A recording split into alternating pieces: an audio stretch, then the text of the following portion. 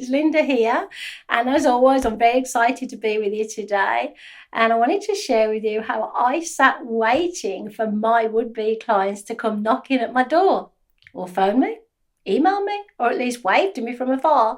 Sadly, I had lessons to be learned, and until I worked out why my clients were not finding me, I kept myself busy working on my online presence. Now, this was way back in the olden days before social media online resources had taken over the world. So the only way to find out what I wanted was to sit down at my computer and search until I found the information I needed. And then I had to take that information in. So my first step was to research other female professional speakers who were located in Toronto. So I typed in the search box, female professional speakers. And there they were, hundreds of them. So I decided to check out the ones that appealed to me. For instance, if I liked the brand and the feel of the brand or the title of the keynote presentation, I wanted to know what they looked like, how they sounded, when they spoke, where they spoke, and above all, what it was about them that influenced clients to come to them and offer them speaking opportunities versus me.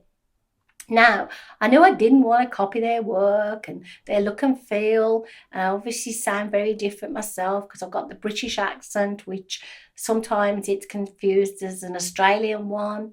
I also knew what the title of my first keynote was, so I didn't need to copy theirs. So I was very happy with mine.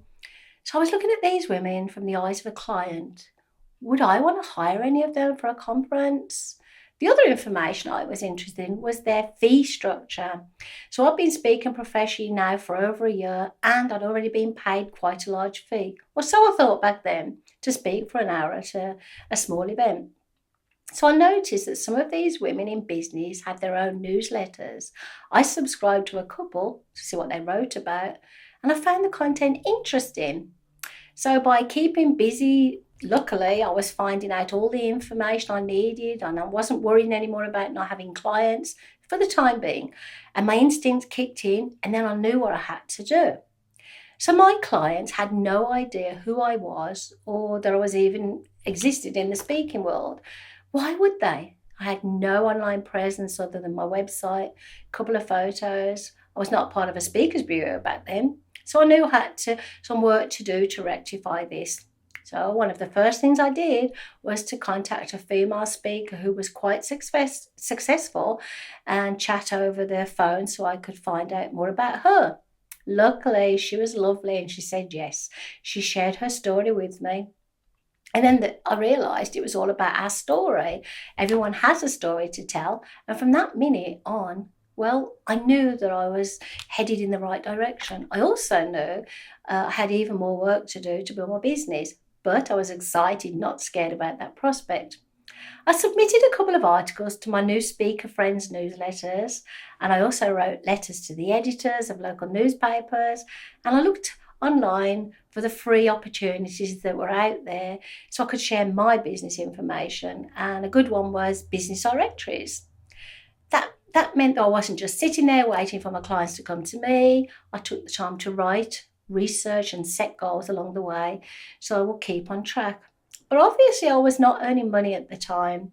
This could be a worry, but I knew that this was the road I was going to travel, and if I was going to embark on this exciting road to success, I had to do it properly. It would not be a long time before the clients I'd been waiting for did come to me, and that was the most fantastic experience I will ever have, and I share that story with you soon. So please let me know if you have enjoyed today's video and leave your comments so that I know a little bit more about you. And I will be back next week with another video sharing some more tips, ideas and strategies that you can use when building your business. Thanks again. Hey, thanks for watching my videos. I hope you're enjoying them. If you'd like even more of my tips and ideas, I've included all of my secrets on networking in my book, Business Networking in a Nutshell, Secrets from the Social Sweetheart. It's available in paperback on Amazon and as an ebook for Kindle and iPad.